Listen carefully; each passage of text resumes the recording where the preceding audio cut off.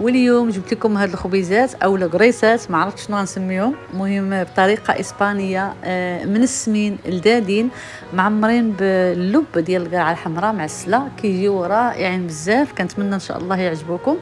اول حاجه غادي ناخذ اناء غندير فيها معلقه كبيره ديال الخميره، جوج ساشيات ديال فاني، كاس صغير ديال الزيت، بيضه وحده كامله، وغادي نزيد السكر 2 معلقات كبارين.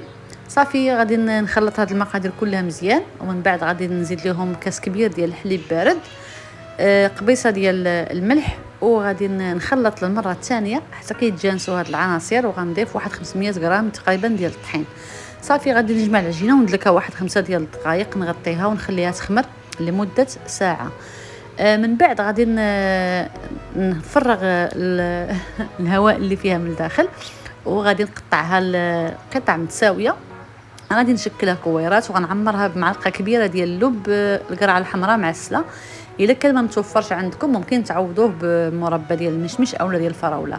صافي غنديرها في الطاوه اللي غندخل الفران، وهذوك الفراغات اللي كيبقاو ليا غندير كويرات صغارين، ندهنهم بصفار ديال البيض ونزوقهم شويه ديال اللوز وحبات ديال القرعه الحمراء، ندخلهم يطيبوا حتى كيتحمروا مزيان. انا كانوا غيتحرقوا ليا من التحت، ردوا بالكم معاهم راه كيطيبوا دغيا.